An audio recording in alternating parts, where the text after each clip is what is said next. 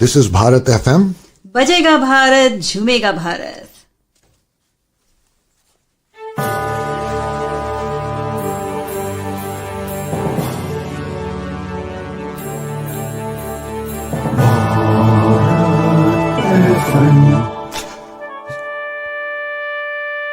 ये है भारत FM. बजेगा भारत, झूमेगा भारत. मेरी कहानी मेरी जुबानी, मेरी कहानी मेरी जुबानी, मेरी कहानी मेरी जुबानी, मेरी कहानी मेरी जुबानी. मेरी कहानी मेरी जुबानी, एक अनोखा रेडियो शो जहां दुनिया भर के प्रतिभाशाली भारतीय खुद सुनाते हैं अपने संघर्ष, अपनी सफलता और अपने सपनों की कहानियां उन्हीं की जुबानी.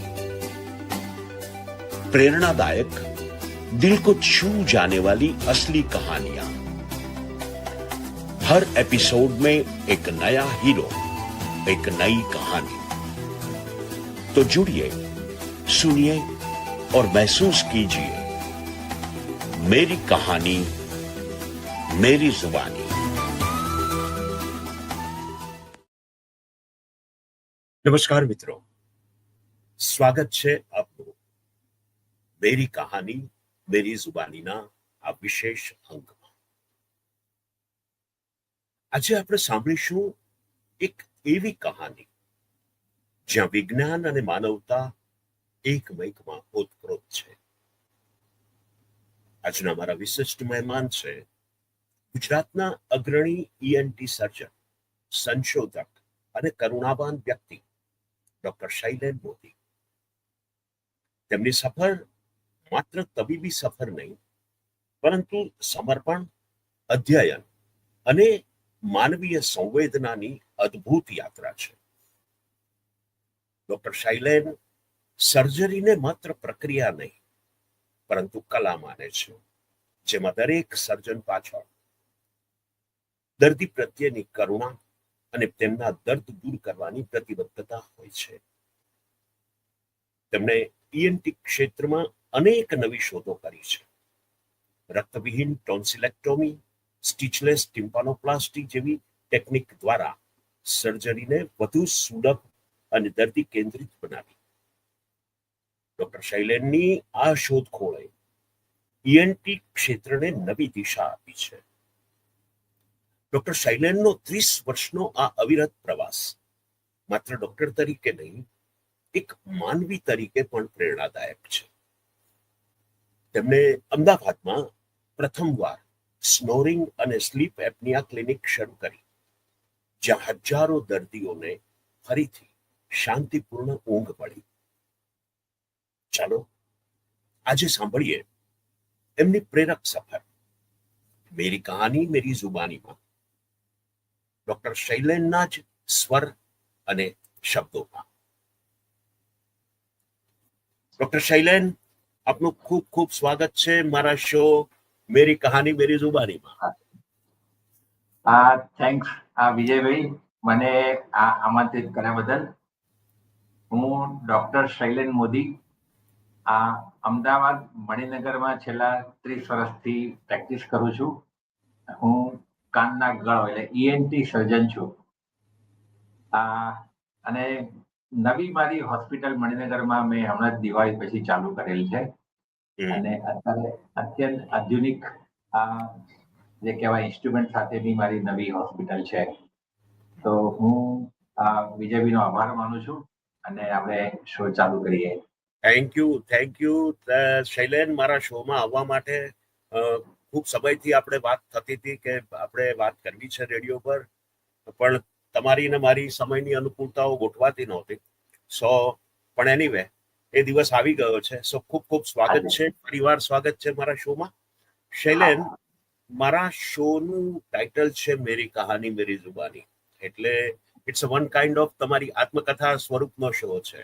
એટલે તમારે તમારી જ વાત તમારા શબ્દોમાં તમારા જીવનની સફળતાની, સંઘર્ષની, તમારા એપ્રિસિએશનની, તમારી શોધોની, તમારી દર્દીઓ પ્રત્યેની કરુણાની બધી વાત તમારે તમારા શબ્દોમાં કરવાની છે. ઓફકોર્સ હું તમને એ બાબતમાં વચ્ચે વચ્ચે ક્યાંક પૂછતો રહીશ, પણ મારે સૌથી પહેલા તો શૈલેન તમારા બાળપણ વિશે, તમારું પ્રારંભિક શિક્ષણ, તમારો પરિવારની પૃષ્ઠભૂમિ, એ બધું મને કહો. ચોક્કસ કહું તમને. મારા ફાધર બાબુભાઈ મોદી એ અંબિકા મિલમાં જોબ કરતા હતા અને મારા જન્મ વખતે એમણે મણિનગરમાં ઘર લીધેલું કે જે 10 વર્ષ પછી એ સ્ટાફ ઘર બદલ્યા પછી એમનું પોતાનું ઘર આવ્યું અને મારા જન્મ પછી એમનું પોતાનું ઘર થયું. એટલે મારો જન્મ એ મારા ફાધર માટે બહુ સારો પ્રસંગ હતો કે એમને ફાઇનાન્શિયલ થોડી સ્ટેબિલિટી આવી હતી. અમે ઘરમાં 2 મોટી બહેનો અને 2 ભાઈઓ એટલે 4 જણ અને પપ્પા એટલે 6 જણનો અમારો પરિવાર હતો અને મણિનગરમાં સરસ અમારું ઘર છે. પપ્પાને એવી ઈચ્છા હતી કે હું આટલો બધો મેં સંઘર્ષ કર્યો છે તો તું થોડું ભણ, કેમ કે એમને આર્થિક પરિસ્થિતિની હિસાબે એમનો અભ્યાસ વચ્ચેથી છોડી દેવો પડેલો. એટલે એમને એવું હતું કે તારે કોઈ પણ હિસાબે સારામાં સારી રીતે જ્યાં સુધી ભણવું છે ત્યાં સુધી તારે ભણવું જ જોઈએ અને આર્થિક રીતે અને એક સામાજિક રીતે પણ તારું સ્તર થોડો સુધરે તો મને સંતોષ થશે, એવી એમની દૃઢ માન્યતા હતી. હું મણિનગરમાં દિવાન વલ્લભી સ્કૂલની અંદર મારું પ્રાથમિક શિક્ષણ હતું અને એ પહેલા 1 થી 4 માં બાલકુંજ સ્કૂલ કે જે મણિનગરની સારામાં સારી પ્રાઇમરી એજ્યુકેશનની સ્કૂલ હતી. અત્યારે તારું જે નવું દવાખાનું છે એની બરાબર પાછળ હતી. મારે એ સંબંધ હજુ પણ જળવાઈ રહ્યો છે 60 વર્ષે, પણ કે જ્યાંથી હું ભણ્યો છું ત્યાં જતા પ્રેક્ટિસ કરી રહ્યો છું. બહુ ઓછા નવી જોવા મળે અને ત્યાં જ મારું ફ્લેટ પણ ત્યાં જ હતો. 10 વર્ષ સુધી હું ત્યાં રહેલો. એટલે એ જગ્યા સાથે મારે ઘણી જૂના ઋણાનું બંધ છે મને. તો 1 થી 4 માં મારી સ્કૂલમાં હું ઘણું સારી રીતે ભણતો હતો અને સારી બધી એક્ટિવિટીમાં ભાગ પણ લેતો હતો. પછી 5મા ધોરણમાં દિવાન વલ્લભી સ્કૂલની અંદર મને એડમિશન મળ્યું, જ્યાં મારા મોટા ભાઈઓ અને બહેનો એ સ્કૂલની અંદર જ ભણેલા હતા. એટલે એ સ્કૂલની અંદર મને થોડું વાતાવરણ યોગ્ય લાગ્યું કે જેથી મોટા ભાઈઓ અને બહેનો હોય તો તમે આ સ્કૂલ લાઈફની અંદર કોઈ પ્રોબ્લેમ ના આવે, ટીચરો પણ તમને ઓળખીતા હોય, સિનિયર વિદ્યાર્થીઓનું તમને સારું પીઠબળ તમને મળી રહે. હું જ્યારે 5મા ધોરણમાં હતો ત્યાં સ્કૂલની અંદર તે વખતે મને ઘણી બધી વસ્તુ એવી જોવા મળી, એમ થયું કે મારે થોડું વધારે મહેનત કરવી જોઈએ. કેમ કે મારા ફાધરને 1972 ની અંદર હાર્ટના પ્રોબ્લેમ ચાલુ થયેલા અને તે વખતે અમદાવાદમાં આ હાર્ટની સર્જરીના વિશે બહુ વધારે સર્જરી થતી ન હતી અને 10 માંથી 8 દર્દીના મોત થતા હતા. પણ મારા ફાધરને એ હાર્ટનો માઇટ્રલ વાલ્વ બદલવાની જરૂર પડેલી અને તે વખતે વીએસ હોસ્પિટલમાં લગભગ 1.5-2 મહિના પપ્પા રહેલા અને એમનું જીવન બહુ જ ખરાબ રીતે એમાંથી બહાર આવેલા, કેમ કે નાની નાની દવાઓ પણ તે વખતે ઇંગ્લેન્ડથી મંગાવી પડતી હતી. મારા કઝિન્સ કે જે મારાથી 10-15 વર્ષ મોટા છે અને ડોક્ટર છે તે વખતે લોકો વીએસમાં ભણતા હતા અને પપ્પાને એ માંદગીમાંથી બહાર લાવેલા. એટલે પપ્પાને એવું હતું કે મારી જિંદગીમાં જો ડોક્ટરોએ આટલો સરસ રીતે ભાગ ભજવ્યો છે પાછાઓમાં તો પણ ડોક્ટર થા અને ફેમિલી અને સમાજને એવું કંઈક આપે જેથી એમની જિંદગી સરળ બને. હું જ્યારે 12મા ધોરણમાં આવ્યો ત્યારે ફાધરને એવું હતું કે તારે કઈ લાઈન લેવી છે, કેમ કે મારા ઘણા સારા માર્ક આવેલા અને એન્જિનિયરિંગની અંદર પણ સારી જગ્યાએ મળતું હતું અને મેડિકલની અંદર પણ સિવિલ અને વીએસ જેવી જે અત્યંત જે આધુનિક કોલેજો છે એની અંદર પણ મળતું હતું એડમિશન. અમારા ફેમિલીમાં 5 ડોક્ટરો આગળ હતા અને 4 એન્જિનિયરો પણ હતા. એટલે મારું મન બંને બાજુ ખેંચાયા કરતું હતું કે હું એન્જિનિયર થઉં કે હું ડોક્ટર થઉં. પપ્પા પપ્પાની એવી ઈચ્છા હતી કે તારે જો ડોક્ટર જ બનવાનું છે નહીં તો હું તને ઘરમાં પાછો નહીં આવવા દઉં. એટલે જે દિવસે અમારું એલડી એન્જિનિયરિંગ કોલેજમાં અમારો રાઉન્ડ હતો કે જ્યારે એડમિશન મળવાનું હતું તે વખતે મને એવી રીતે ઘરની બહાર કાઢ્યો કે જો તારે ડોક્ટર થઈને એડમિશન લેવું હોય તો આવજે નહીં તો પછી તું પાછો ના આવતો.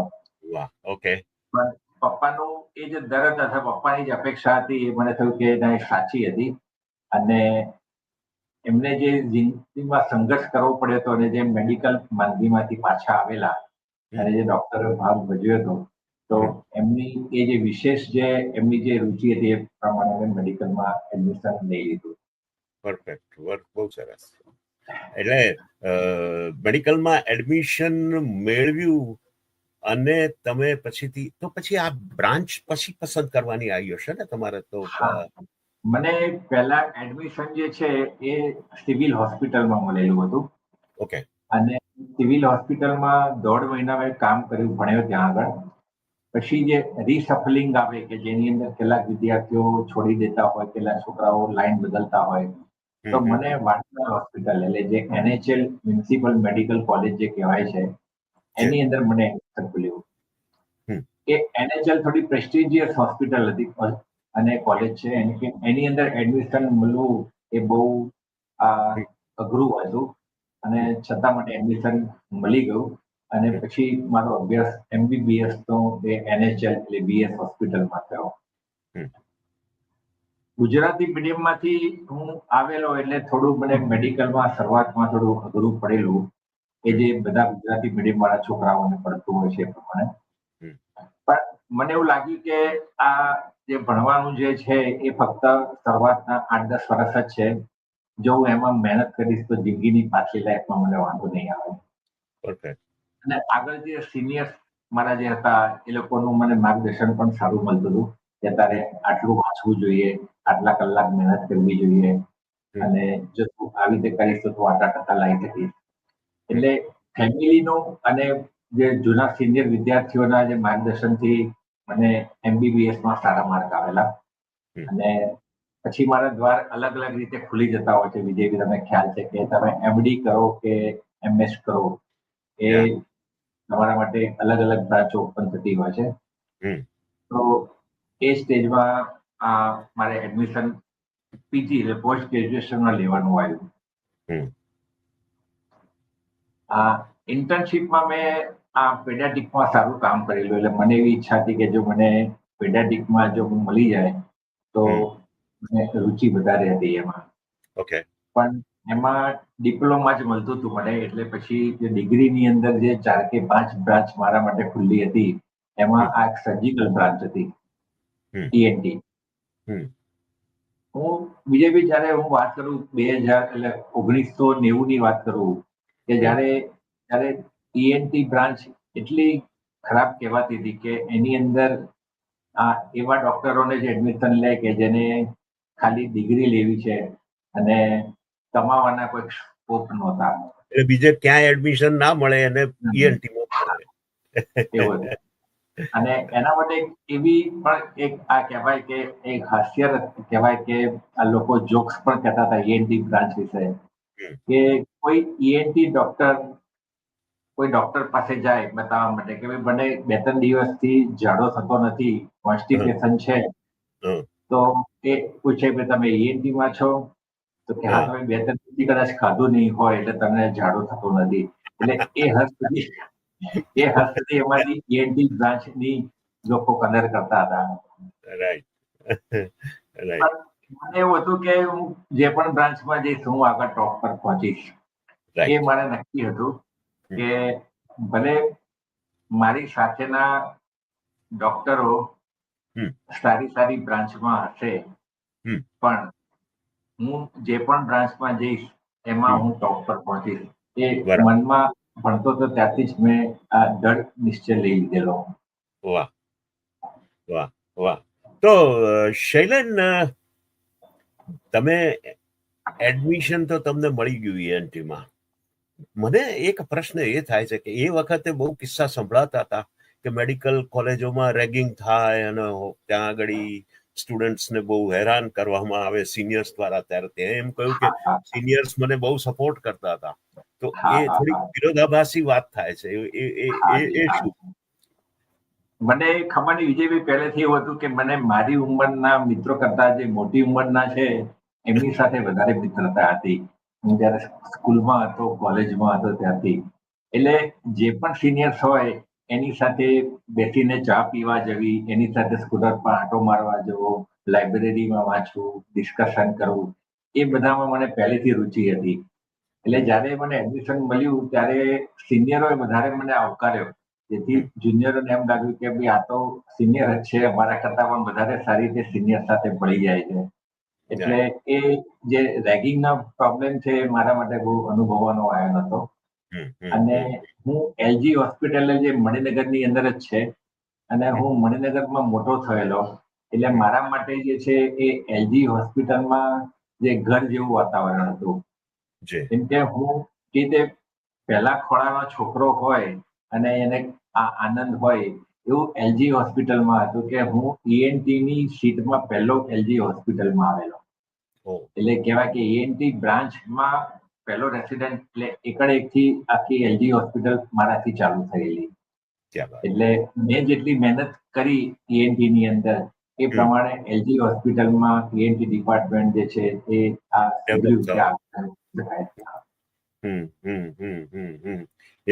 તો શૈલેન, તમારે એવા કોઈ સંઘર્ષોનો સામનો કરવો પડ્યો? કારણ કે C life is full of struggles. એટલે પણ એ શિક્ષણ દરમિયાન, મેડિકલના શિક્ષણ દરમિયાન, બહુ વિજયભાઈ મારા માટે, હા તમે જે કહો છો સાચી વાત છે. મારા માટે જે મને આ શારીરિક મને જે પ્રોબ્લેમ આવ્યા એ એટલા બધા ખરાબ આવેલા કે જે કન્ડિશન બીજો કોઈ જો ડોક્ટર હોત તો કદાચ પ્રેક્ટિસ ના પણ કરી શકત. જ્યારે આ મારી પ્રેક્ટિસ મેં ચાલુ કરી મણિનગર અને કેશોર એરિયાની અંદર, બે જગ્યાએ મારી પ્રેક્ટિસ હતી અને બંને જગ્યાએ હું 2 કલાક જતો હતો. શરૂઆતના દિવસોમાં સંઘર્ષમાં બધી જગ્યાએ દોડવું પડે, એ પ્રમાણે ડોક્ટરો સાથે સંપર્કમાં રહે, ડોક્ટરો સાથે પણ સંપર્કમાં રહીએ, એમાં ખાવા પીવાનું ભાન ના રહે. અને એક વખતે 1997માં મને ગળામાં નાની ગાંઠ આવી. હવે એઝ એ ડોક્ટર મને લાગ્યું કે ઇન્ફેક્શનની જ ગાંઠ છે, એટલે મેં એન્ટીબાયોટિકના 2 કોર્સ લીધા. દાંતની સફાઈ કરે કે ડેન્ટલના પ્રોબ્લેમને કારણે પણ ગાંઠ આવતી હોય છે. પણ મને એ ગાંઠમાં એવું લાગ્યું કે મારે આગળ વધવું પડશે.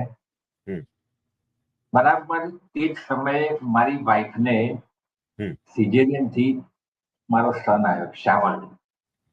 શ્યામલ પણ પ્રીમેચ્યોર હતો, એટલે લગભગ 7મે મહિને આ ડિલિવરી થયેલી.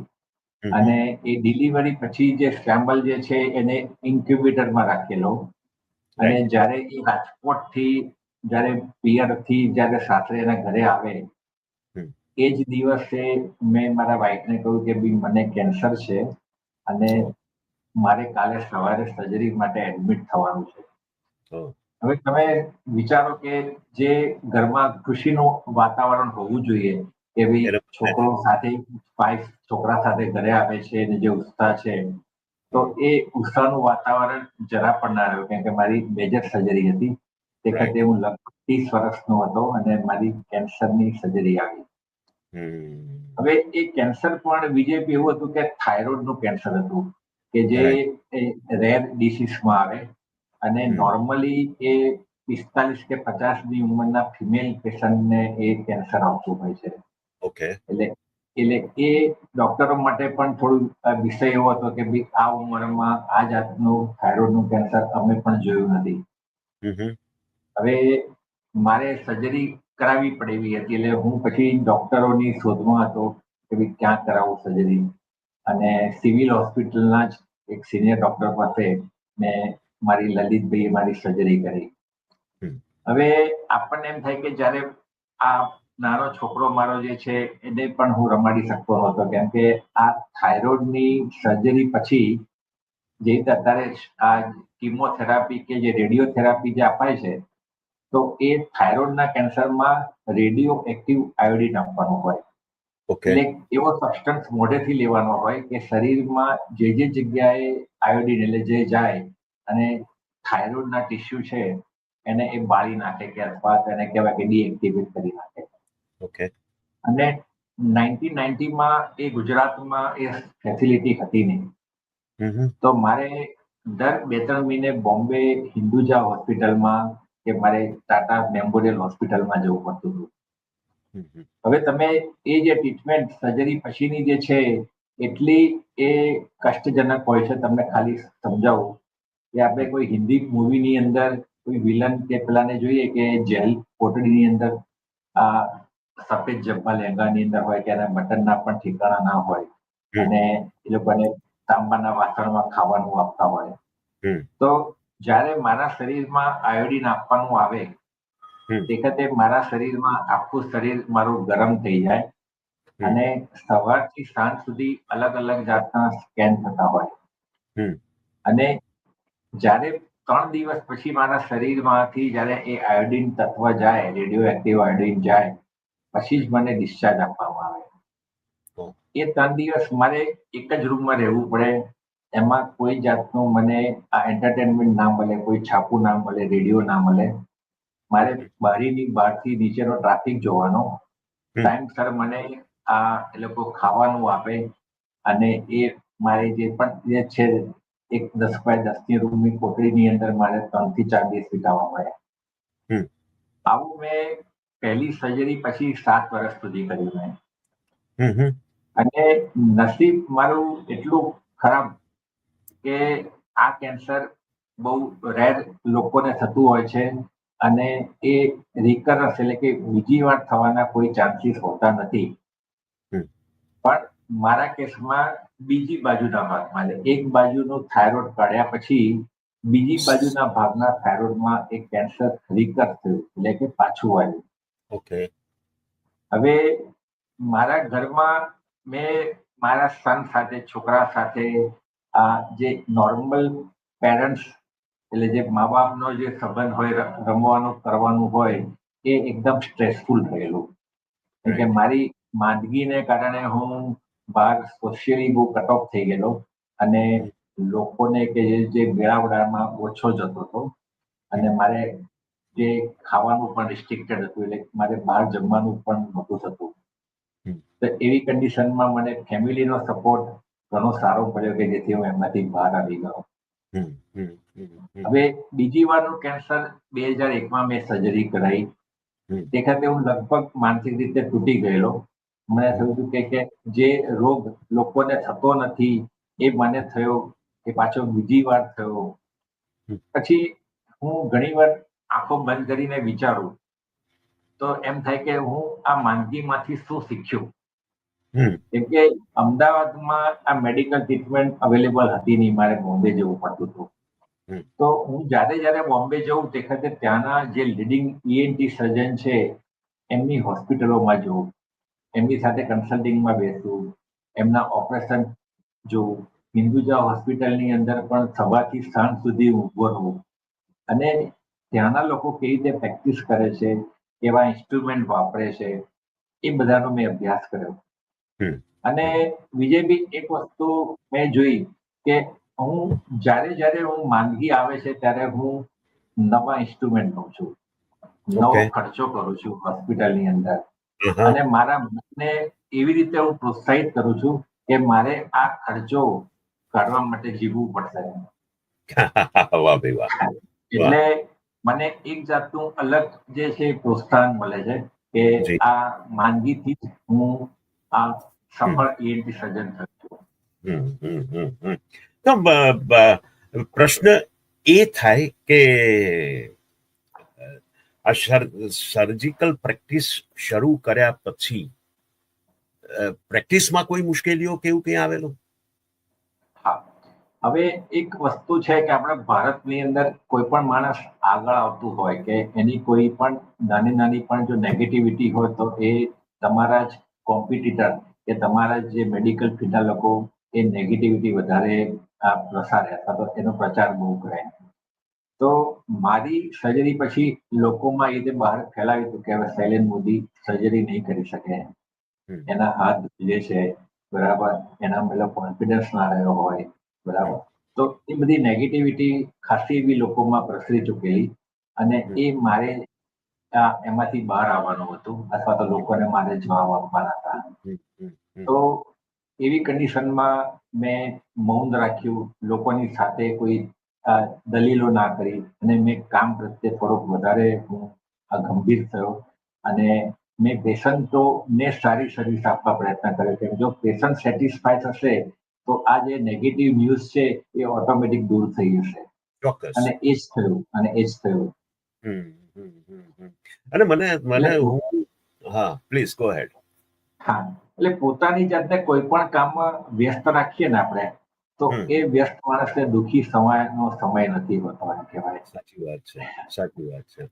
અને મને તો ચોક્કસ હું તમારી શરૂઆતની પ્રેક્ટિસથી સાક્ષી રહ્યો છું કે આજે છેલ્લા 20 વર્ષથી હું અમેરિકા આવીને સ્થાયી થયો, પણ એ પહેલાની આપણે સતત સંપર્કમાં રહેતા હતા, એટલે મને ચોક્કસ એનો ખ્યાલ છે કે તમે જે રીતે ડેવલપ થયા અને આખું આ નવું તમારું આખું ક્લિનિક શરૂ કરીને મોટું એમ્પાયર ઊભું કર્યું, એ એ એક અદ્ભુત પ્રેરણાદાયક વાત છે. પણ શૈલેન, મને એક બીજો પ્રશ્ન પણ એવો થાય કે જો સંઘર્ષો આયા હશે તો એવા કોઈક તમને એવી તકો પણ સાંપડી હશે જીવનમાં. એવી કોઈ તકો મળી હોય તો એની વાત કરો. હા, મેં મારી શરૂઆતની જે પ્રેક્ટિસ છે એ હાટકેશ્વર એરિયામાં કરી હતી, કે જે મણિનગર ઈસ્ટનો એરિયા છે. હમ. અને ત્યાં આગળ ભાડેથી મેં એક રૂમ રાખેલી, અને હા. લગભગ 10 બાય 10 નો મારો રૂમ હતો. હમ, ત્યાંથી મેં પ્રેક્ટિસની શરૂઆત કરેલી, હમ. અને અમારો વેઇટિંગ એરિયા પણ 5 ડોક્ટરો વચ્ચે કોમન હતો. હા. એ જગ્યાએથી મેં મારી શરૂઆતની સફર ચાલુ કરી, અને હમ. મણિનગર સ્ટેશન રોડ, એટલે કે જે મણિનગરનો જે હાર્ટ ઓફ ધ રોડ છે, ત્યાં મેં સેકન્ડ ક્લિનિક ચાલુ કરી. હમ. બંને જગ્યાએ મેં સવારથી સાંજ લગભગ 12 કલાક હું કામ કરતો હતો, અને નવા નવા ઇન્સ્ટ્રુમેન્ટ, જેવી રીતે દેખતે કાનના ગળાના ડોક્ટરો ફક્ત નાકના પડદાના ઓપરેશન કે ગળાના ટોન્સિલના ઓપરેશન જ કરતા હતા. હમ. તો મેં જ્યારે એમએસસી ડિગ્રી લીધી, દેખતે એન્ડોસ્કોપ નવો આવેલો. એન્ડોસ્કોપ એટલે નાકમાં, કાનમાં કે ગળામાં જોઈને તમે ડાયગ્નોસિસ કરી શકો. પછી ધીમે ધીમે એ એન્ડોસ્કોપથી સર્જરી પણ કરી શકાય એવા યુગ પણ આવ્યા. તો હું જ્યારે બોમ્બે મારી ટ્રીટમેન્ટ માટે જતો હતો, ત્યારે ત્યાંના ડોક્ટરોને એન્ડોસ્કોપીથી સર્જરી કરતા મેં જોયેલા. હમ. હમ. એટલે મેં મારી નવી હોસ્પિટલમાં, મને ખ્યાલ છે કે લગભગ 25 વર્ષ પહેલા હું એન્ડોસ્કોપ લઈ આવેલો.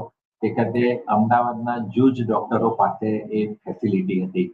હમ. અને મને એવું લાગે છે કે એનાથી ડાયગ્નોસિસમાં બહુ સરળતા રહી. જો તમે સારું ડાયગ્નોસિસ અને જલ્દી ડાયગ્નોસિસ કરો, તો પેશન્ટની રિકવરી વધારે સારી રીતે આવે છે, એમાં પરફેક્શન પણ આવે ને.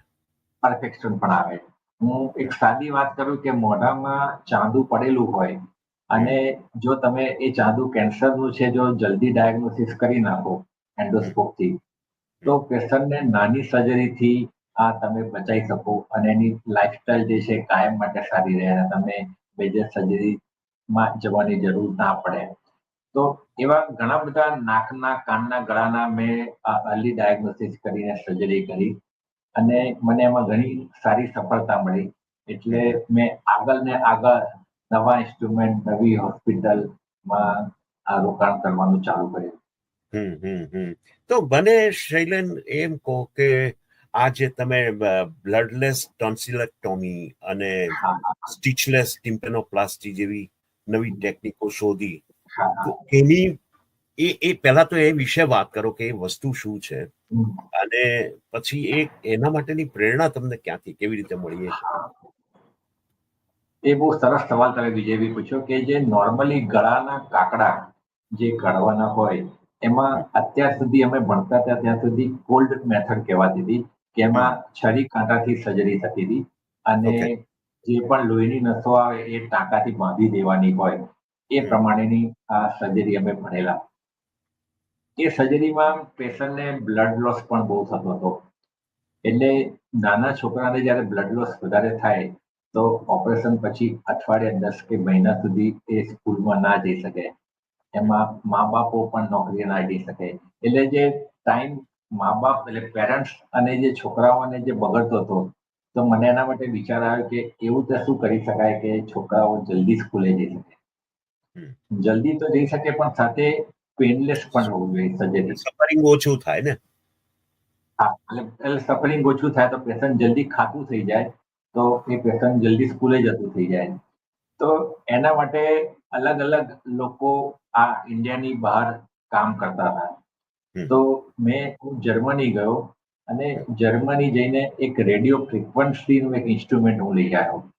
ઓકે. તમે કોઈ પણ વસ્તુ જો કાપો ઇલેક્ટ્રિકથી, તો દેખતે એ જગ્યાએ ચામડી લગભગ બળી જતી હોય અને એ કાળા કલરની ચામડી થઈ જાય અને એ ટિશ્યુ ડેમેજ જે અમારી ભાષામાં કહેવાય, એમાં પેઇન બહુ જ થતું હોય છે. એટલે આ રેડિયો ફ્રીક્વન્સી એક કોલ્ડ કહેવાય, એટલે એનું ટેમ્પરેચર લગભગ 40 કે 50 ડિગ્રી સુધી જ કામ કરતું હોય. એટલે ઓપરેશન પછી જે નાના છોકરાઓને જે પેઇનની કમ્પ્લેન જે છે એ જરા પણ ના રહે. ઓકે. અને એ ઇન્સ્ટ્રુમેન્ટની જે કહેવાય ખાસિયત એ છે કે એક સાથે 3 વસ્તુ કામ કરે. એ લોહીની નસોને પણ બંધ કરી દે, ટોન્સિલને એના મૂળમાંથી કાઢી નાખે અને ચેરિંગ વગર, બરાબર, કે આપણને ફિલ્ડ ઓફ વિઝન જે ઘણું સારું મળે. એટલે જે અચ્છા. પણ બગાડવાળું લોહી છે એ પણ તરત ખેંચી લે. અચ્છા. એટલે મેં એ ઇન્સ્ટ્રુમેન્ટથી હું શીખીને આવ્યો અને મારી હોસ્પિટલમાં મેં એનો વર્કશોપ પણ કર્યો 2009ની અંદર. મને એવું થયું કે હું જે શીખીને આવ્યો છું એ લોકોને એટલે બીજા ડોક્ટરોને પણ મારે શીખવાડવું જોઈએ. રાઈટ. કેમ કે તમે જો નોલેજ તમે બહાર શેર ના કરો તો એનો કઈ મતલબ નથી. મને એવું થયું. ઓબ્વિયસ. એટલે એ સર્જરીના વર્કશોપ મારી જ હોસ્પિટલમાં કર્યો અને જે ડોક્ટરોએ મને બેઝિક કાકડાની સર્જરી શીખવાડી હતી જ્યારે હું ભણતો હતો ત્યારે, એ જ લોકોને મેં આ નવી ટેકનિકથી આ જાગૃત કર્યા કે આ નવી સર્જરી છે, નવા ઇન્સ્ટ્રુમેન્ટ છે, પેશન્ટને ફાયદાકારક છે અને લોકોએ એ સારું સ્વીકાર્યું અને મને એમાં ખાલી સ્ટમ્પ મળી. તો હવે મને હા, પ્લીઝ પ્લીઝ કન્ટિન્યુ. આ જે રીતે આ ટોન્સિલની વાત થઈ રીતે નાકના એન્ડોસ્કોપની આવી વસ્તુ કે એ એન્ડોસ્કોપ અત્યાર સુધી નાક અને ગળા પૂરતો જ મર્યાદિત હતો. પછી કાનના ઓપરેશન માટે પણ જર્મનીની અંદર એ લોકોએ નાના એન્ડોસ્કોપ બનાવ્યા, નાની સાઇઝના બનાવ્યા, એના ઇન્સ્ટ્રુમેન્ટ બનાવ્યા અને એ લોકોને ભારતની અંદર એ ઇન્સ્ટ્રુમેન્ટ વેચવાતા. એટલે અત્યારે એવું કહેવાય છે કે આ ગુજરાતમાં કોઈ પણ નવું ઇન્સ્ટ્રુમેન્ટ ENTમાં હોય તો એ મારી શ્રુતિ હોસ્પિટલમાં જ આવે. અચ્છા. તો એ કંપની વાળા મારી પાસે આવ્યા કે ભાઈ આ ઇન્સ્ટ્રુમેન્ટ અમારે ઇન્ડિયામાં લાવવું છે.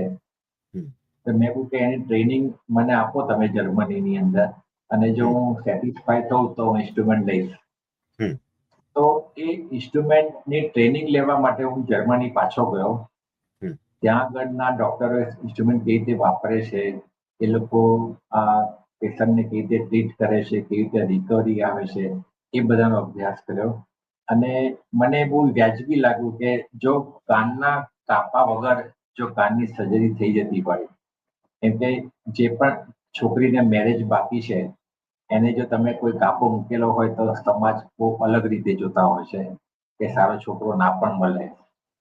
અથવા તો જેને મિલિટરીમાં કે જે મોટી જગ્યાએ પોસ્ટિંગ છે એને પણ જો કોઈ જગ્યાએ કાપવો હોય તો મિલિટરીમાં પણ એડમિશન નથી આપતા. ઓકે. તો સામાજિક બહિષ્કાર પણ એમાંથી થતો હોય છે કે આના સર્જરી વાળું પેશન્ટ છે. તો આ ટેકનિકથી કોઈ પણ જાતનો કાપો નથી આવતો. એન્ડોસ્કોપિક ટિમ્પેનોપ્લાસ્ટી એને કહે છે અને 1 કલાકમાં પેશન્ટને આ નવો પડદો આવી જાય, પેશન્ટ સાંભળતું થઈ જાય, કોઈ જાતનો ડ્રેસિંગ નહીં, કોઈ બેન્ડેજ નહીં. એટલે સર્જરી પતાઈને પણ પેશન્ટ ઘરે જાય તો આજુબાજુ વાળાને ખબર ના પડે કે આ ઓપરેશન કરીને આવ્યો છે. ઓકે. અને એ વિશેના પેપરો મેં સારા એવા પબ્લિશ કર્યા. અમારી જે ગુજરાતની ENT કોન્ફરન્સની અંદર પણ મેં પેપર પબ્લિશ કર્યા કે આ મારા પેશન્ટોના રિસ્પોન્સ છે, આ બહુ સારી સર્જરી છે. અને એલજી હોસ્પિટલની અંદર, જે હોસ્પિટલમાં હું ભણ્યો, હમ. ત્યાં આગળ વર્કશોપની અંદર લગભગ 220 ENT સર્જન ગુજરાતમાંથી આવેલા, અને એમને મેં આ લાઈવ સર્જરી બતાવી કે આ સર્જરી હું કેવી રીતે કરું છું, તમે જુઓ. હમ. એના સ્પેશિયલ ઇન્સ્ટ્રુમેન્ટ મેં બનાવ્યા છે વિજયભાઈ, એ પેટન્ટ મેં માટે આપેલા છે કે આ હમ. મોદીશ ટેકનિક કરીને, કે અચ્છા. જ્યારે કાનનો પડદો તમે લઈએ તો એ નોર્મલ પડદાની થિકનેસ સુધીનો હું કરી નાખું. એટલે નોર્મલ માણસને જે પડદો 0.2 મિલીમીટરનો હોય, હમ.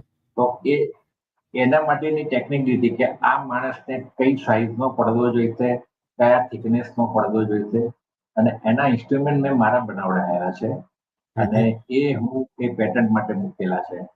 ઓહ, એટલે એ વાહ. હદ સુધી હું આ પેશન્ટની ટ્રીટમેન્ટ કરું છું કે મને એમ થાય છે કે ઇન્ડિયન કાનના પ્રમાણે, ઇન્ડિયાના લોકોના પ્રમાણે જો આપણે ઇન્સ્ટ્રુમેન્ટ બનાવીએ તો હમ. પેશન્ટને વધારે બેનિફિશિયરી મળે.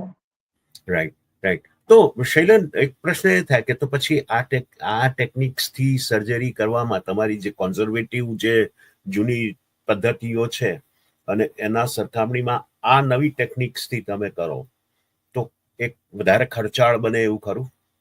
હા, થતું હોય છે વિજય, કેમ કે આ ઇન્સ્ટ્રુમેન્ટ એટલા બધા મોંઘા હોય છે કે ભારતમાં બનતા નથી, અને એ રિપેર પણ થતા નથી. હમ. એટલે એ જે કોસ્ટ જે છે એ ખાસી વધી જતી હોય છે. પણ મેં મારી હોસ્પિટલમાં મારા ફાધરના કહેવાથી અઠવાડિયામાં એક દિવસ હું જે છે એ બહુ ઓછા પૈસામાં કામ કરું છું. સાદી ભાષામાં કહીએ તો એ થોડું પેશન્ટ બેનિફિશિયરી જોઉં છું કે એ દિવસે પેશન્ટ સર્જરી કરાવે તો એને રૂટીન કરતા 30 થી 40% ઓછા પૈસામાં કામ થઈ જાય. ઓકે. એટલે જે વર્ક એ સ્વીકારી શકતો નથી, કે જેને મેડિકલી એફોર્ડ નથી કરી શકતો, મેડિક્લેમ નથી, એવા પેશન્ટોને હું ગુરુવારે સર્જરી કરી આપું છું. ઓકે. મેડિક્લેમ વાળા પેશન્ટો છે કે જેને એ પૈસાનો પ્રોબ્લેમ નથી, એ ચાલુ દિવસે મારે ત્યાં સર્જરી માટે આવતા હોય છે. બરાબર, બરાબર, બરાબર. તો પછી બીજી પણ તમે કંઈક નવી ટેકનિક્સની શોધ? હા, નસકોરાનું. હવે આ છે ને, ભારતમાં દર ત્રીજો વ્યક્તિ વિજયભાઈ છે ને નસકોરા વાળો બોલાવતા હોય છે, નસકોરા આવતા હોય છે. હવે એને આપણી પહેલાની ભાષામાં એમ કહેવાતી કે આ માણસ જે છે એ પૈસે ટકે સુખી છે, બરાબર, એટલે એને નસકોરા બોલે છે, અથવા તો એને શારીરિક કોઈ પ્રોબ્લેમ નથી એટલે નસકોરા બોલે છે. પણ એવું નથી. નસકોરા એક રોગ છે, અને નસકોરા ક્યારે થાય કે જ્યારે નાકમાંથી શ્વાસ ફેફસામાં જતો હોય તો કોઈ પણ જગ્યાએ એ સાંકડી જગ્યામાંથી જાય, એ કોલેપ્સ થઈ જાય. વખતે એ જે તે વિસલ વાગે તો સાંકડી જગ્યામાંથી હવા જાય તો વિસલ વાગતી હોય છે. તો સેમ પ્રિન્સિપલ છે કે નાકમાંથી, નાકની પાછળથી, ગળામાં, કાકડામાંથી કે નીચેના ભાગમાં કોઈ પણ જગ્યાએ અટકાવ આવે તો એ નસકોરા બોલતા હોય. જો નસકોરા સાથે સાથે પેશન્ટનું જો ડાયાબિટીસ અને બીપી વધે તો સ્ટ્રોક થવાના ચાન્સીસ વધી જતા હોય છે. એટલે આ એક સાયલન્ટ કિલર છે કે નસકોરા વાળા લોકોને ડાયાબિટીસ આવવાના ચાન્સીસ વધારે, બીપી આવવાના ચાન્સીસ વધારે, અને હાર્ટ રિલેટેડ પ્રોબ્લેમ થવાના ચાન્સીસ પણ વધારે. હજુ ભારતની અંદર આ રોગ વિશે બહુ કહેવાય કે ગેરસમજ છે, અથવા તો લોકો જાગૃત નથી. અમે ઘણા તમારા જેવા અમેરિકા વાળા લોકોને કહીએ કે ત્યાં આગળ તમારો મેડિક્લેમ, તમારે જે ઇન્સ્યોરન્સ આવે અમેરિકાની અંદર, તો એ લોકો આનો રિપોર્ટ માંગે છે કે તમારો ઊંઘનો રિપોર્ટ બતાવો, સ્લીપ સ્ટડીનો રિપોર્ટ બતાવો. જો એ સારો હશે તો જ માણસ બીજે દિવસે સારું કામ કરી શકશે. નસકોરાને કારણે જો ઓબ્સ્ટ્રક્શન આવતું હશે તો સવારે માથામાં દુખાવો હશે, એને સવારે સ્ફૂર્તિથી કામ નહીં કરી શકે, તો વર્ક જે છે એ સારી એફિશિયન્સી નહીં કરી શકે, તો ત્યાં તમારે એક્સિડન્ટ થવાના ચાન્સીસ પણ વધારે છે. ઇન્ડિયાની અંદર 30% વેહિક્યુલર એક્સિડન્ટ આ નસકોરાના અને સ્લીપ એપ્નિયાના કારણે થતા હોય છે.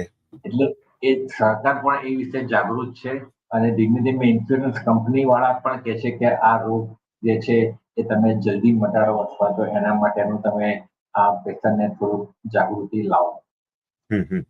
તો પ્રશ્ન એ હા, સ્લીપ એપ્નિયાની જ્યારે વાત કરીએ છીએ ત્યારે મને પ્રશ્ન એ થાય છે કે તમે આ સર્જરી કરો છો સ્લીપ એપનિયા માટેની, સ્નોરિંગ ને ઘટાડવા માટેની, અહીંયા સર્જરી પણ થાય છે અમારે ત્યાં આગળ. હું છેલ્લા 7-8 વર્ષથી સીપેપ મશીન યુઝ કરું છું અને મને આ બહુ મોટો પ્રોબ્લેમ હતો. મારા સ્લીપ સ્ટડી થયા અને બહુ ડિટેલ ઇન્વેસ્ટિગેશન્સ કર્યા પછી મને સીપેપ મશીન આપવામાં આવ્યું છે. સીપેપ મશીન હું યુઝ કરું છું. નાવ આઈ એમ લિવિંગ. બહુ સરસ, એબ્સોલ્યુટલી બહુ સરસ. એટલે એને કારણે એક 100% ઓક્સિજન અંદર જઈ શકે બોડીમાં અને એટલે કારણે બીજા દિવસ પણ સ્ફૂર્તિદાયક હોય. એટલે હવે તમે મને એ સમજાવો કે સીપેપ મશીન યુઝ કરનાર અને સર્જરીથી જેને તમે આ ઠીક કરો છો, એની ટ્રીટમેન્ટ કરો છો, એમાં એટલે તમે બહુ સરસ સવાલ પૂછો કે દરેક સ્લીપ એપનિયાના પેશન્ટને સર્જરીની જરૂર નથી હોતી. ઓકે, દરેક સ્લીપ એપનિયાના પેશન્ટને અમે એમનું આખું લાઈફસ્ટાઈલ જોઈએ કે પેશન્ટનું બોડી BMI એટલે કે તમારું હાઇટ વેટ પ્રમાણે ચરબીના પર્સન્ટેજ બોડીમાં કેટલા છે. જો ઓવરવેટ પેશન્ટ હોય તો અમે એને કહીએ તમારું 10% વેટ રિડક્શન તમે કરો. અત્યારનું જે વેટ છે એના 10% પણ રિડક્શન કરશો તો એક્સ્ટ્રા ચરબી જે શ્વસન જગ્યામાં જે છે એ તમારી ચરબી ઓછી થઈ જશે અને તમને આગળ સર્જરી કે સીપેપ મશીનની જરૂર ના પણ પડે. નોન સર્જિકલ ઓપ્શન તરીકે આ સીપેપ મશીન કે જે રાતે પેશન્ટને નાકમાં પહેરવાનું હોય અને એ પ્રેશરથી એર જાય અને વચ્ચેનું જે કોલેપ્સ વાળો ભાગ એ ના થાય તો પેશન્ટને 8 કલાકની કે 9 કલાકની ઊંઘમાં નસકોરા ના મળે, ઓક્સિજન બરાબર મળે અને એ 50% પેશન્ટોને સીપેપ મશીન સરસ રીતે ખાઈ જતું હોય છે. પણ 50% પેશન્ટોને એ મશીન ફાવતું નથી કેમ કે જયારે નાકનો પડદો વાંકો હોય, નાકની અંદર મસા હોય કે ટોન્સિલ્સ મોટા હોય તો એ કન્ડિશનમાં ભલે પ્રેશરથી તમે મશીનથી ઓક્સિજન લો પણ વચ્ચે તો એને અટકાવ આવવાનો છે, ઓબ્સ્ટ્રક્શન આવવાનું છે. તો એ ઓબ્સ્ટ્રક્શન કાઢવાની અલગ અલગ સર્જરી હોય છે. તો એ અમે લોકો નાકમાં પાતળું એન્ડોસ્કોપ, ફ્લેક્સિબલ એન્ડોસ્કોપ નાખીને જોઈએ કે પેશન્ટને કઈ કઈ જગ્યાએ અટકાવ છે અને પેશન્ટ સાથે એ ડિસ્કસ કરીએ કે તમને સીપેપ મશીન નથી ફાવતું તો આપણે આ સર્જિકલ ઓપ્શનનું વિચારી શકાય એમ છે. એમાં એક સિંગલ સિટિંગમાં પણ સર્જરી થાય અથવા તો 2 સિટિંગની અંદર પણ તમે સર્જરી કરતા હોય છે. મેં અત્યાર સુધી ઘણા બધા લોકોને આવી સર્જરી કરેલી છે અને લગભગ 90 થી 95% પેશન્ટો સર્જરી પછી નસકોરા થઈ ગયેલા છે. એટલે અત્યારે મારો જે મુદ્દો જે છે કે નરેન્દ્ર મોદી કહે છે કે ભાઈ ભારતને કોંગ્રેસ મુક્ત કરો, એ મારો અત્યારે મુદ્દો છે કે ભારતને નસકોરા મુક્ત કરો. Very good, very good. અમેરિકામાં પણ આ સ્નોરિંગનો ને સ્લીપ એપનિયાનો બહુ મોટો પ્રોબ્લેમ છે. અહીંયા પણ એવું કહેવાય છે કે 40% લોકો સ્લીપ એપનિયાથી એટલે આનાથી પીડાતા હોય છે અને એના વિશે ઘણું બધું અહીંયા પણ શોધખોળો થતી હોય છે. પણ તો શૈલેન મને એમ કહો કે આ single handed endoscopic ear surgery અને micro endoscopic open book flap technique એ શું છે? હા, બહુ સરસ છે કે તમે જ્યારે આ માણસને સીધું જો માઇક્રોસ્કોપની અંદર તમને વિઝન સીધું મળે છે. જ્યારે એન્ડોસ્કોપી કરો તો એ વિઝન તમને લગભગ 30 કે 40 એંગલ સુધી મોટું મળે છે. હવે જ્યારે કાનની અંદર સર્જરી કરવાની હોય તો તમે કન્વેન્શનલ માઇક્રોસ્કોપથી સર્જરી કરો તો તમે જે સીધું દેખાય છે એટલામાં જ તમે સર્જિકલ કામ કરી શકો.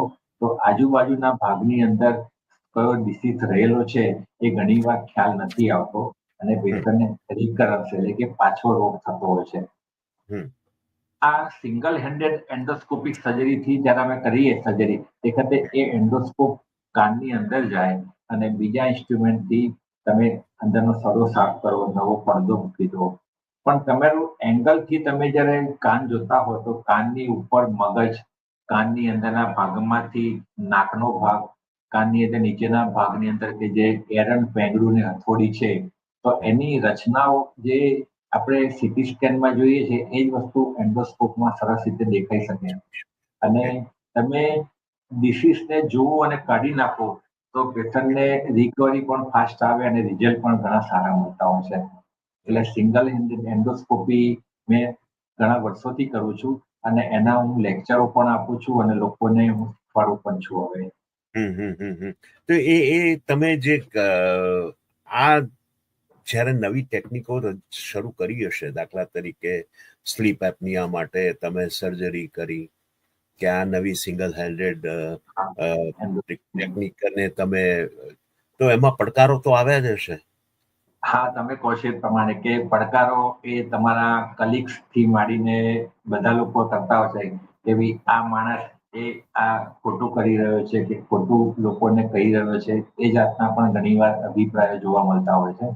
પણ મેં નક્કી કર્યું કે હું પેશન્ટ પાસેથી કોઈનો એક્સ્ટ્રા ચાર્જ નથી લેતો. જે કન્વેન્શનલ જે ચાર્જ જે તમે સર્જરીનો લેતા હો એ જ ચાર્જમાં હું આ સર્જરી પણ કરી આપું છું.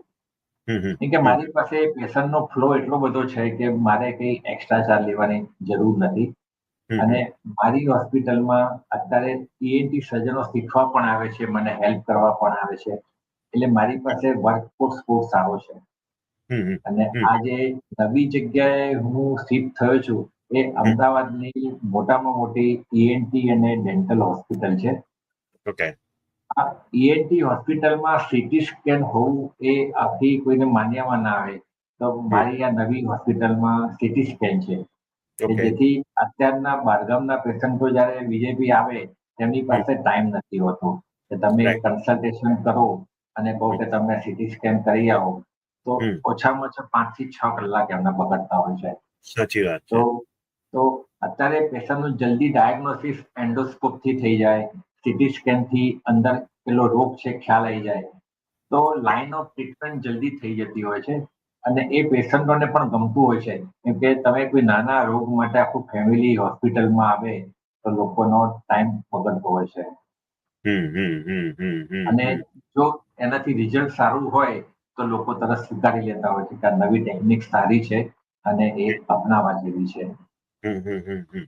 તો આપણા અમદાવાદ અને એ સિવાય ગુજરાત કે ગુજરાતની બહાર કે ઇન્ટરનેશનલી પણ તમે પેપર્સ, રિસર્ચ પેપર રજૂ કર્યા છે, એ વિશે વાત કરો ને. હા, હું આ ગુજરાત સ્ટેટ આ અમારા ENT chapter, Ahmedabad ENT association, local જે બ્રાન્ચના ડોક્ટરો હોય ત્યાં તો હું આના પેપર્સ તો આપતો જ હોઉં છું, લેક્ચરો પણ આપતો હોઉં છું, લાઈવ સર્જરી પણ હું કહેતો હોઉં છું. હમણાં હું બેંગ્લોરની અંદર પણ ગયેલો, હમણાં પૂનાની અંદર પણ આ વિષયના હું લેક્ચર આપી આવી છું કે જે આ ઇન્ડિયા અને ઇન્ડિયાની બહારના રિનાઉન્ડ ENT સર્જનો એક જ પ્લેટફોર્મ પર ભેગા થયેલા અને દરેક પોતપોતાની ટેકનિક વિશે ડિસ્કસ કરતા હતા. ત્યારે મેં આ મારા પેપર્સ પણ બતાવેલા કે હું આ જાતની સર્જરી કરું છું અને એમાં મને રિઝલ્ટ ઘણા સારા મળેલા છે. અને એ લોકો એ આ વખાણે છે કે આ નવી ટેકનિકથી 100% લોકોનું ભલું થાય એમ છે. તો પેલી કન્વેન્શનલ ટેકનિક અને નવી ટેકનિક તમારી જે તમે આનાથી કરો છો એમાં સફળતાનો રેશિયો કેટલો? દરેક સર્જરીની અંદર 2-3 વસ્તુ બીજે બી વિચારવાની હોય છે કે એક પેશન્ટનો રિકવરી ટાઈમ કેટલો લાગશે, બરાબર, પેશન્ટને પૈસા કેટલા વધારે ખર્ચવા પડશે અને તમે રિઝલ્ટ કેટલું આપી શકો એમ છો. કન્વેન્શનલ પદ્ધતિથી પણ રિઝલ્ટ મળતું જ હોય છે, પણ આની અંદર પેશન્ટને રિકવરી ફાસ્ટ આવતી હોય છે. ધારો કે હું કાકડાના ઓપરેશનની વાત કરું તો પેલું પેશન્ટ 10 દિવસ સુધી જો સ્કૂલમાં ના જાય અને મારી મેથડથી જો પેશન્ટ 2 દિવસની અંદર જો સ્કૂલમાં જતું હોય તો એ ડેફિનેટલી એ એડવાન્ટેજીસ છે. એ રીતે આ નાકના સાયનસના ઓપરેશનની વાત કરું કે હમણાં જે કોવિડ આવેલો દેખાતે ભારતમાં કોવિડને કારણે જે બ્લેક ફંગસ થતી હતી, બ્લેક ફંગસ એટલે મ્યુકોરમાઇકોસિસ તમે કહેતા હો છો, તો એની સર્જરી ENT સર્જનો જ કરતા હતા અને એ એટલી બધી સર્જરી કરવી પડતી હતી કે એન્ડોસ્કોપની મદદથી આ સર્જરી કરવાથી પેશન્ટને ફંગસ પૂરેપૂરું નીકળી જતું હતું અને પેશન્ટને મગજની અંદર ફંગસ નહોતું જતું. તો આ ટેકનોલોજીનો જ એડવાન્ટેજ છે કે પેશન્ટનો તમે જીવ બચાવી દીધો. જો કોરોનાની અંદર પેશન્ટ બચી ગયું તો બ્લેક ફંગસમાં પેશન્ટોના જીવ જતા હતા. હમ, તો હમ, આ સર્જરીથી અને નવી ટેકનિકથી પેશન્ટોને 100% બેનિફિટ છે. હમ, હમ, અને હમ. નસકોરા જેવી સર્જરી કે જેમાં પેશન્ટને રાતે એટેક આવી અને મરી જાય અથવા તો જે મરવાના ચાન્સીસ વધારે હોય, તો આપણે પેશન્ટને નવી જિંદગી જો નવી ટેકનિકથી આપી દેતા હોય તો એનાથી સારું શું ના હોઈ શકે. ઓબ્વિયસલી. પણ મને એક દાખલા તરીકે ઘણા કિસ્સામાં એવું બનતું હોય છે કે રાત્રે માણસ તંદુરસ્ત હોય ને સૂઈ જતો હોય અને સવારે એવું આપણને જોવા મળે કે નથી રહ્યો. તો હા હા હા એની પાછળ આ સ્નોરિંગ કે સ્લીપ એપનિયા કે એવું કોઈક કે હાર્ટ એટેક તો આવતો જ હોય છે સામાન્ય રીતે, હા એટલે પણ આ પણ કારણભૂત હોઈ શકે. હાર્ટ એટેક આવવાનું કારણ પણ આવો છે કે હાર્ટ ઉપર લોડ ક્યારે પડે કે જ્યારે તમને નાકમાંથી કે મોઢામાંથી શ્વાસ લઈ શકતા નથી, એનું ઓબ્સ્ટ્રક્શન છે. હમ, જ્યારે ઓબ્સ્ટ્રક્શન આવે તે વખતે જે રીતે આપણે શ્વાસ બહારથી લઈએ તો ઓક્સિજન લેતા હોઈએ અને બહાર કાઢીએ તો કાર્બન ડાયોક્સાઇડ બહાર કાઢતા હોય. હવે જ્યારે ઓબ્સ્ટ્રક્શન છે ત્યારે કાર્બન ડાયોક્સાઇડનું લેવલ બ્લડમાં ખાસું એવું વધી જાય છે. હમ, અને જ્યારે બ્લડમાં કાર્બન ડાયોક્સાઇડ વધે તે વખતે એ હૃદયને કહે છે કે તું શ્વાસ લે, કે કાર્બન ડાયોક્સાઇડ વધી ગયો છે, આપણે કાઢવાનું છે. હમ, પણ ઓબ્સ્ટ્રક્શનને કારણે હાર્ટ ઉપર લોડ એટલો બધો આવે કે જ્યારે હમ, હાર્ટ થાકી જાય અને હાર્ટ કામ કરતું બંધ થઈ જતું હોય છે. હમ. એટલે આ એટલે સર્જરીથી heart that could attack be the one of the reasons કે રીઝન ડેફિનેટલી હા. એ હા. અત્યારે જે રીતે થોડા વર્ષો પહેલા 20-30 વર્ષ પહેલા ની રિપ્લેસમેન્ટ ની નવી નવી સર્જરી આવી તે વખતે એના વિશે ઓર્થોપેડિક ની અંદર પણ બધા અલગ અલગ મંતવ્યો હતા કે આ સર્જરી ના કરાવવી જોઈએ. હમ, પણ 20 વર્ષ પછી અત્યારે ઇન્ડિયાના બધા ઓર્થોપેડિક જે છે એ ની રિપ્લેસમેન્ટ મારે કરવું જ છે ને એ પોતે હાઇલાઇટ કરતા થઈ ગયા કે હું ની રિપ્લેસમેન્ટ સર્જન છું. yeah. તો મને એવું લાગે છે Replacement કે મને પણ એવું લાગે છે કે હું અત્યારે આ જે સ્લીપ એપનિયા સર્જન તરીકે જે ગુજરાતમાં છું તો 10 વર્ષમાં હું એવી ટીમ એવી ઊભી કરીશ કે જેથી બધા એએનટી સર્જન પણ આ સ્લીપ એપનિયાની સર્જરી કરતા થઈ જશે. થઈ શકે તો બહુ બહુ મોટા ભાઈ ઘણા બધા લોકોને એનાથી બેનિફિટ્સ થશે. અને ની રિપ્લેસમેન્ટની વાત કરી તો knee replacement has become a industry now. અત્યારે તો ઇન્ડસ્ટ્રીમાં અહીંયા પણ એવું જ છે, સેમ થિંગ ઇઝ હિયર. અચ્છા એટલે હા, ની રિપ્લેસમેન્ટ ત્રીજા વ્યક્તિએ ની રિપ્લેસમેન્ટ કરાવ્યું જ હોય છે હા હા અથવા હા કરાવવાનું હોય છે. એટલે હું પણ અત્યારે સ્લીપ એપનિયાની અંદર એવી હું સર્જરીનો વિચાર કરી રહ્યો છું કે પેશન્ટ ઓછું હેરાન થાય અને પેશન્ટને રિઝલ્ટ મળી જાય.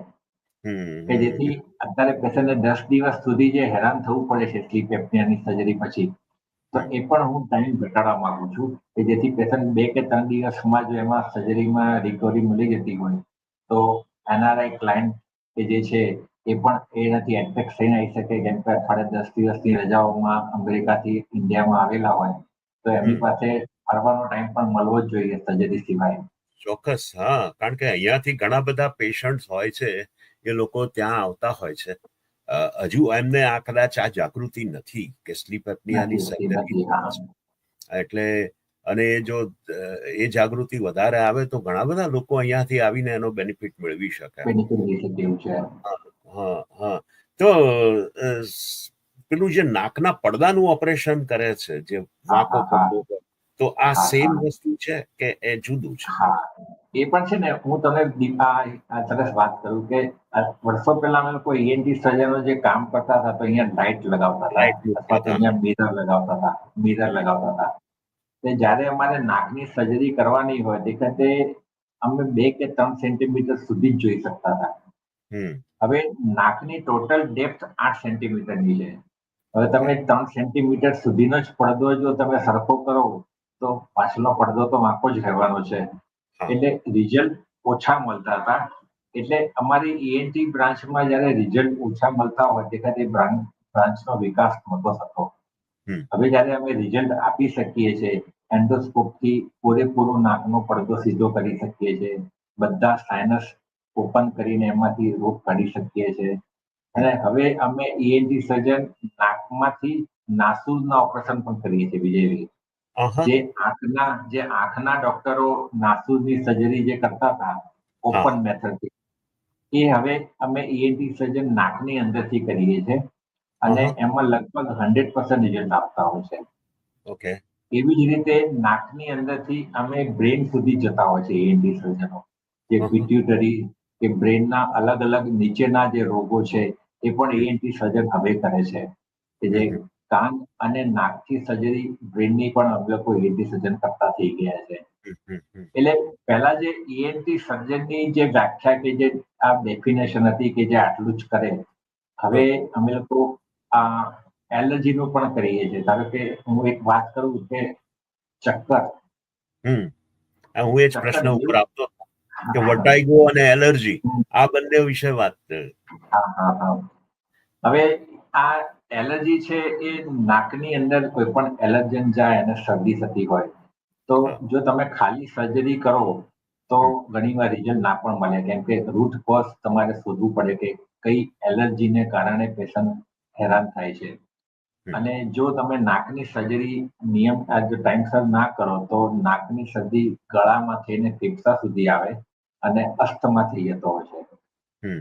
70% અસ્થમાના રોગોને નાકના પ્રોબ્લેમ હોય છે વિજયભાઈ, 70%. પણ લોકોને કે ડોક્ટરોને ઘણીવાર ખ્યાલ નથી હોતો કે આ અસ્થમાના લોકોને પહેલા નાકની ટ્રીટમેન્ટ કરાવવી જોઈએ.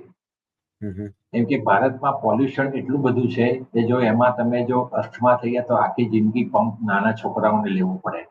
એટલે અમે લોકોએ એલર્જીનું ક્લિનિક ચાલુ કર્યું છે અને એમાં અમે અલગ અલગ જાતની ફૂડ એલર્જી, એરબોર્ન એટલે હવાની એલર્જી, કોઈ ડ્રગની એલર્જી, એ બધું ડિટેક્ટ કરીએ છીએ અને એના પ્રમાણેના રિપોર્ટ પ્રમાણે અમે એની વેક્સિન બનાવી આપીએ છીએ. ધારો કે કોઈ પેશન્ટને ચાઇનીઝ ફૂડની એલર્જી હોય અને આપણે કહીએ ત્યારે ચાઇનીઝ ફૂડ નથી ખાવાનું તો ચાલે, પણ જો પરાગરજની એટલે કે ધૂળની એલર્જી હોય તો એ તો અમદાવાદમાં અટકાઈ શકાય એમ છે નહીં. તેથી એની અમે એ લોકોની વેક્સિન બનાવી આપીએ, જરૂર પડે તો સર્જરી કરી આપીએ અને પેશન્ટની લાઈફ બનેલી નોર્મલ થાય એવો પ્રયત્ન કરતા હોય છે. હવે નાના છોકરાઓમાં વિજયભાઈ એલર્જી એટલી બધી વધી ગઈ છે કે મારે મહિનાને 15 કે 20 ઓપરેશન નાના છોકરાઓની એલર્જી ઓકે. એ એલર્જીના કારણે નાકની પાછળ મસો થતો હોય છે, એને અમારી ભાષામાં એડિનોઇડ કહેવાય છે, નાકનો કાકડો પણ કહેવાય છે, કે એને કારણે નાના છોકરાઓ શ્વાસ ના લઈ શકે. તમે જો ખાલી સાદી ભાષામાં કહું તેવા છોકરાઓ મોઢું ખુલ્લું રાખીને સૂતા હોય, એનો નીચેનો હોઠ ડ્રાય થઈ ગયેલો હોય, 2 દાંત વચ્ચે જગ્યા હોય, ઓશીકું આખું ભીનું થઈ ગયું હોય અને જે મોટા માણસો જે નસકોરા બોલાવે એ નાનો છોકરો નસકોરા બોલાવતો હોય છે. તો એ એટલી ખરાબ કન્ડિશન હોય છે કે એ આખો મોટો માણસ થાય તો આખો મોઢાનો શેપ બદલી જાય અને કાયમ માટે અસ્થમાનો પેશન્ટ થઈ જાય. તો એની મેં અવેરનેસ ઊભી ચાલુ કરી છે. એમાં હું પેડિયાટ્રિશિયનોને હું લેક્ચર આપું છું. એના માટે યુટ્યુબ, ઇન્સ્ટાગ્રામ અને ફેસબુક ઉપર પેશન્ટ અવેરનેસ, ડોક્ટર અવેરનેસ માટેના પ્રોગ્રામો આપું છું કે જેથી એ રોગ જલ્દી ડાયગ્નોસિસ થાય અને જો પેશન્ટની સર્જરી કે દવાઓ જલ્દી ટ્રીટમેન્ટ મળે તો એને મોટી બીમારીમાંથી બચાવી શકાય છે. બરાબર.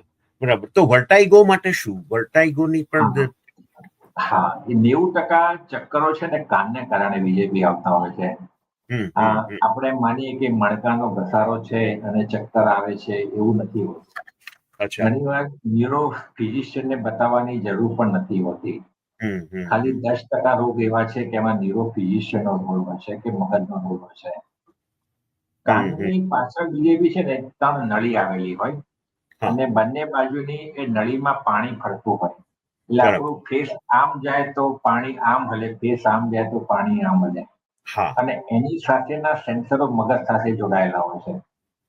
હવે જ્યારે અંદરના પાણીમાં કોઈ પણ પ્રોબ્લેમ હોય, કાનની અંદર શરદી થયેલી હોય, નાકની અંદર એલર્જી હોય, કોઈ ઠંડા પ્રદેશમાં ગયા હોય ને કાનમાં પવન લાગી ગયો હોય, તો એ વાયરસ કાનની અંદરની નળીમાં જાય અને એ અંદરના સેન્સરને ડેમેજ કરે અને એને પોઝિશનલ વર્ટાઇગો કહે કે પેશન્ટ બીજે બી પથારીમાં સૂતું છે ને પડતું પડે તો ચક્કર આવી જાય. પેશન્ટ ઉભા થવા જાય ને ચક્કર આવીને પકડી રાખવું પડે. જો એવા પેશન્ટો પડી જાય તો હેડ ઇન્જરી થવાના ચાન્સીસ પણ હોય છે.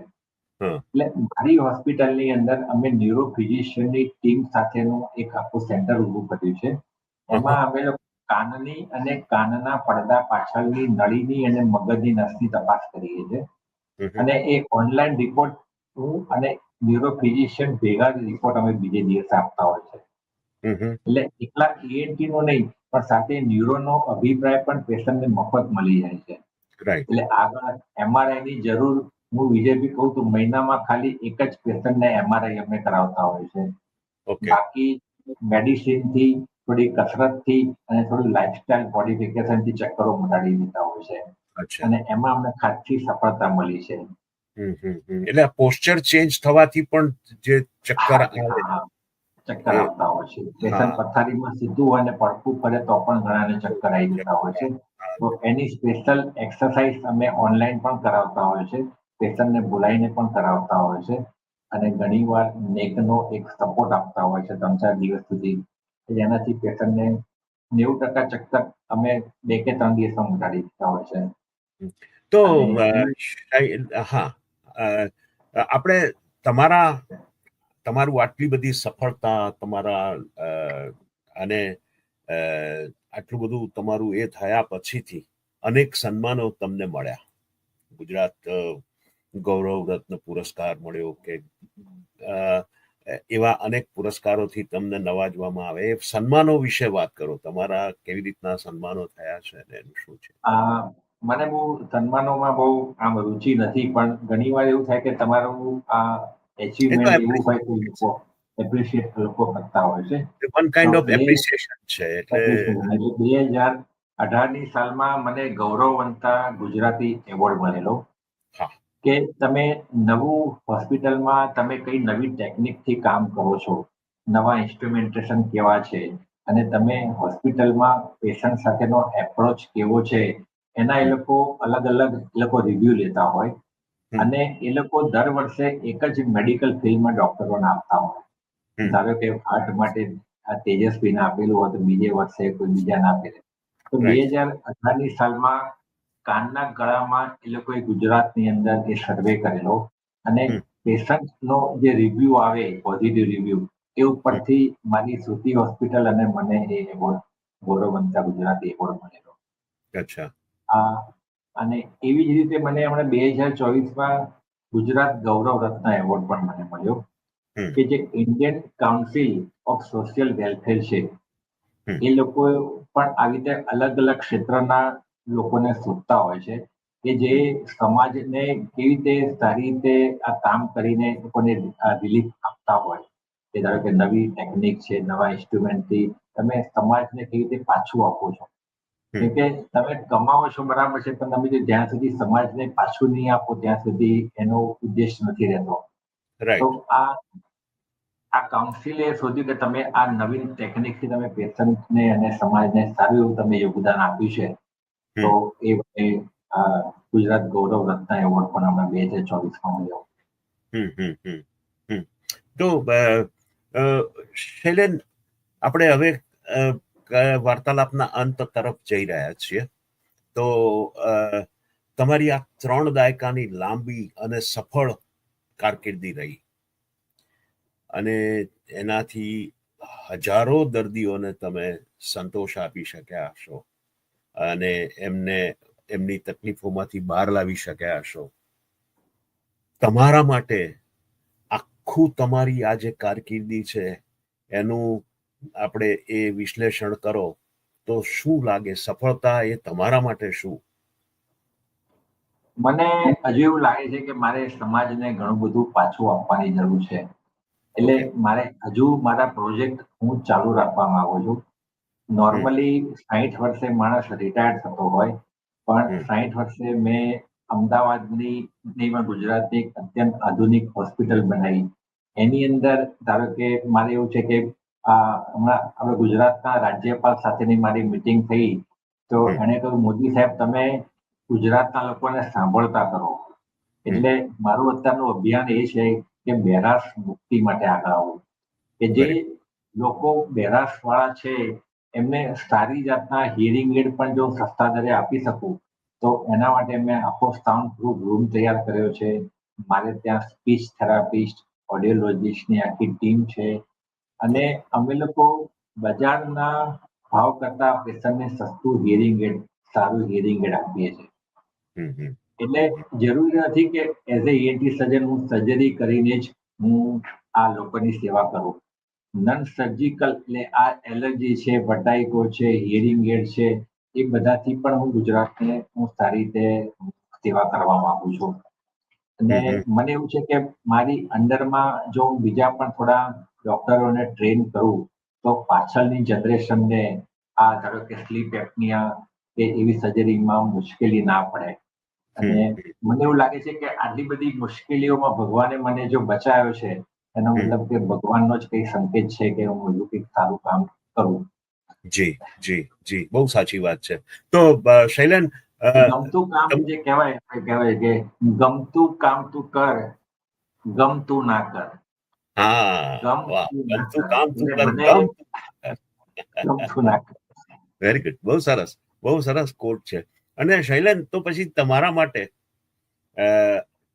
પ્રેરણાનો સ્ત્રોત કોણ? આખા જીવન દરમિયાન તમે જે આ બધી સફળતાઓ કે સંઘર્ષો કે જે કંઈ કર્યું એમાંથી બહાર પણ આવ્યા અને આજે આ સ્ટેજે તમે પહોંચ્યા છો ગુજરાતના સૌથી એક નામાંકિત ડોક્ટર તરીકે, તો તમારી સફળતા પાછળ તમે કોને સૌથી વધારે જશ આપો? આ બાળપણનો વાત કરું તો મારા ફાધર મધર એ મને સપોર્ટ સારો કર્યો. પણ મારી જે પ્રોફેશનલ કારકિર્દીમાં મારી વાઇફ શ્રુતિનો બહુ મોટો ભાગ છે કે ઓકે. એ મારે કેન્સરની સર્જરી પછી જે નેગેટિવિટી જે મારા નામની થયેલી હોય એમાં મને સાચવ્યો. જ્યારે હું મારા સન શ્યામલથી જ્યારે હું પાસે નહોતો લાવી શકતો તે વખતે એને ફેમિલીને ભેગું રાખ્યું અને છોકરાને પણ સારો ડોક્ટર બનાવ્યો. અને એને પણ એવું કે તારા ફાધરની જેમ તારે પણ આ આગળ આવવાનું છે. એટલે એને પણ એક સારી હોસ્પિટલ મારી બાજુમાં જ એક ENT હોસ્પિટલની સાથે ડેન્ટલ હોસ્પિટલ કરી આપી. એ પડદાની પાછળ રહીને મને અને મારા સનને પ્રોત્સાહિત કરતી રહી. એ પોતે સારી સિંગર છે, એ પોતે આખું સંગીત આ વિશારદ છે, પણ છતાં એને એની કારકિર્દીને બાજુમાં મૂકીને આખું ફેમિલીને ઊભું કર્યું.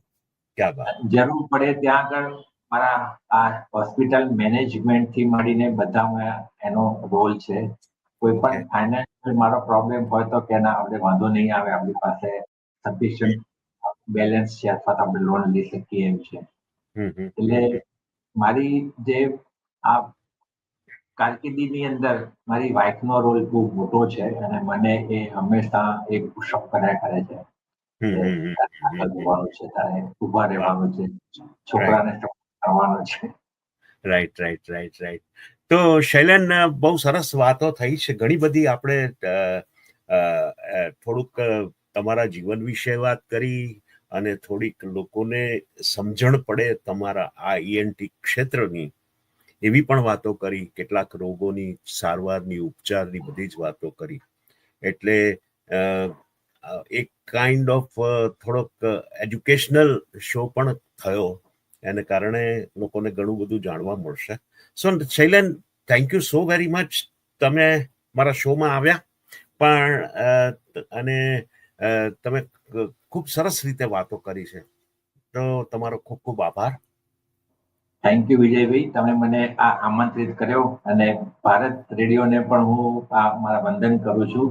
અને હું ઈચ્છું છું કે હું તમારા લોકોની સેવા કરું અને લોકોને પણ આ નવા રોગ ENT વિશે હું જાગૃત કરું કે જેથી લોકોને એ રોગ વિશે જાગૃતિ હોય તો રોગ નિવારણમાં અમને પણ સરળતા પડે. Thank you very much. Thank you. મિત્રો, ક્યારેક જીવન આપણને એવા લોકોનો પરિચય કરાવે છે જે ફક્ત તેમના સત્કાર્યો દ્વારા જ નહીં, તેમની કરુણા દ્વારા પણ ઇતિહાસ રચે છે. આજે એવા જ એક સાધક ડોક્ટર શૈલેન સાથે આપણે સંવાદ કર્યો. ડોક્ટર શૈલેન માત્ર એક સર્જન નહીં પરંતુ માનવતાના શિલ્પી છે. તેમના હાથમાં ઉપચારની અદ્ભુત શક્તિ છે અને હૃદયમાં સંવેદનાનો સ્પર્શ. તેઓ દર્દી પાસેથી એના માત્ર નાક, કાન અને ગળાની તકલીફ વિશે જ નથી સાંભળતા.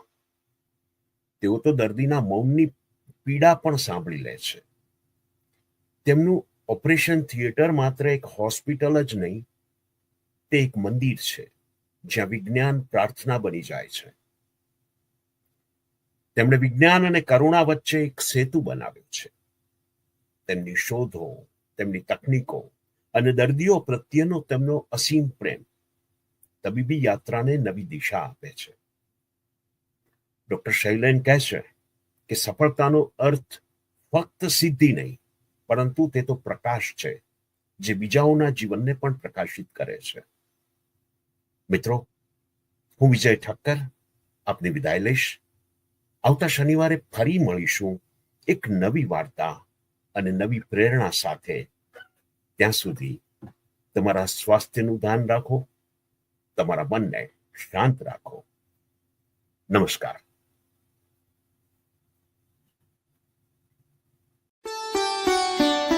मेरी कहानी मेरी जुबानी, मेरी कहानी मेरी जुबानी, मेरी कहानी मेरी जुबानी, मेरी कहानी मेरी जुबानी. This is Bharat FM. बजेगा भारत झूमेगा भारत.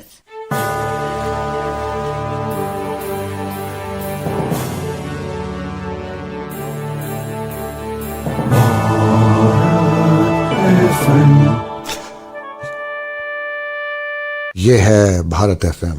बजेगा